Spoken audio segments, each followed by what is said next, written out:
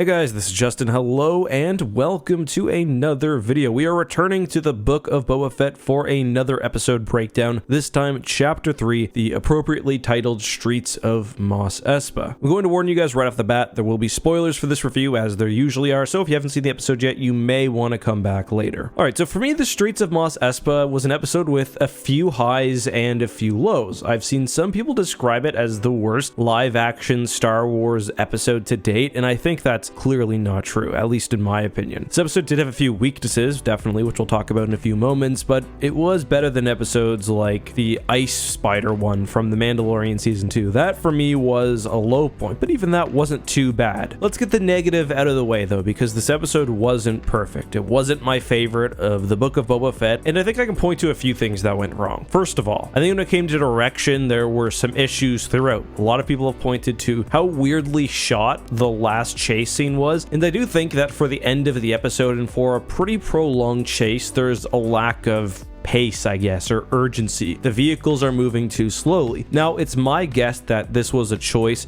so they could emphasize how vibrant and amazingly decorated and produced the actual streets of Mos Espa were, and they were great. It was one of my favorite parts of the episode for that reason, but I think the general Star Wars fan would probably be let down a little by the action. It was a Robert Rodriguez episode. That, along with some other bits, definitely made it feel a little Spy Kids-like. Speaking of Spy Kids, one of the other big complaints was about the sort of Vespas the new gang are riding on. First of all, I really like the gang. They're a bit cheesy, even by Star Wars standards. They probably don't fit into Tatooine like you might expect they would, but they're definitely a callback to the 50s and 60s style of something like American Graffiti. That's what I was thinking, at least. It's a sort of homage to the things George Lucas was interested in, especially as a child. He's talked about how he liked cars and motorcycles of that era, so that's how I read it anyway. The motorcycles themselves are definitely a bit garish, I guess, but I think the characters offer a unique potential for action, and I like the fact that they're already pretty much ride or die, literally, for Boba Fett after he steps in and adjudicates their situation. I understand why some people don't like the tone. It's very Robert Rodriguez. We've got a girl with a robot arm, and we've got cutting lasers coming out of people's body parts, but overall, it really worked for me personally. One thing, however, that didn't work for me, and this is another complaint that I've seen, but one that I agree with a bit more strongly, is the sometimes weakness of guest actors. This is an issue The Mandalorian also had, in my opinion, especially early on. Sometimes they'll bring in someone who's a little bit famous to play a minor role, and they just sometimes ham it up a bit too much. This time for me, it was Stephen Root, the guy who played the watermonger. I thought he did kind of a strange job in the role. He hammed it up too much, and it definitely took me out of the episode a little bit. On the other hand, if you thought I was about to mention Danny Trejo was being a problem, absolutely not. I thought Danny Trejo was perfect in this. I had the biggest smile on my face when I saw him on screen because him being a Rancor trainer just makes too much sense. He fit the character perfectly. I thought his acting was great. It was really a surreal moment to hear Danny Trejo talking about the witches of Dathomir. But moving on, I think there were a few other small direction issues. I thought the scene where Boba Fett was riding the Bantha and talking to the Pikes was a bit awkwardly filmed. But anyway, I still really enjoyed the episode overall. There were some weak moments, but I've really liked how this show is staying a bit more grounded. On Tapcaf Transmissions last week, I addressed the sentiment that I've heard from some that Marvel movies have in a way ruined the movie watching experience, and I agree with that, especially when it comes to Star Wars fans. And what I mean by that is Marvel movies pretty much always tell their own story, but also are building towards something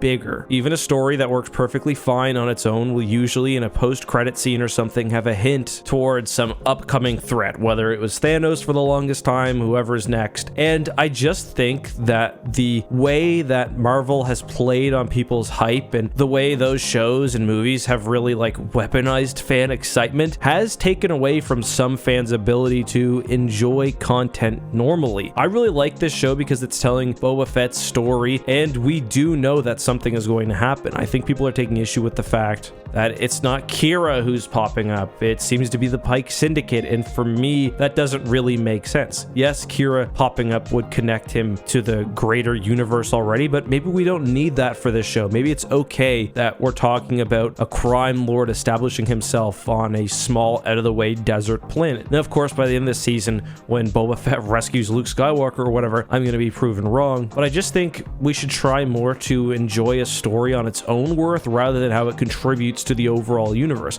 Not saying that that's a bad thing necessarily, but just something that I've been trying to sort of keep in mind and keep myself in check for. Anyway, I'm really not trying to come off as some sort of dusty boomer who hates the MCU or anything like that. I don't. I just think it's okay to have shows of different scale, and that's something that people are really going to need to get in their mind before Kenobi comes as well. All right, so I do briefly want to talk about the things that I like. I appreciated that less of this episode was focused on the past. I did appreciate the past scenes before, but I think a mixture is good, and now we are seeing more plot progression in the present. I'm not sure how I feel about the Tusken Raiders being killed off generally. I thought the emotion showed by Tamura was great. The scene itself was good as well. It just does feel a bit of a waste to lose these characters that have been really built up over the past couple of episodes, but I guess that is what's going to drive this sort of conflict now for those past scenes. And it certainly does a good job of making Boba Fett a more complex character as well. I really like the Black Chrysanthemum scene. I thought he was great. I'm really interested to see if he plays in the show in the future. It was one of the first times we've actually seen the true ferocity and strength of a Wookiee at play. It was basically like a 6 or 7 on 1, and he just kept going. I thought the bits with the Rancor was great. It was also nice to see another side of Boba Fett there, where he's showing some like care and even love for this creature already. It was like he found a really creepy looking puppy. I also really enjoyed the ending with the Pike Syndicate. Some people are going to be frustrated that it's not Crimson Dawn or Kira. I think that ties back to the fact that sometimes a story can just stand on its own. I didn't really mind that, and I thought the scene with the Landers coming in was very intimidating and sets the stage for what will come. I assume that we're going to see Boba Fett trying to unite the sort of underworld of Tatooine to stand on its own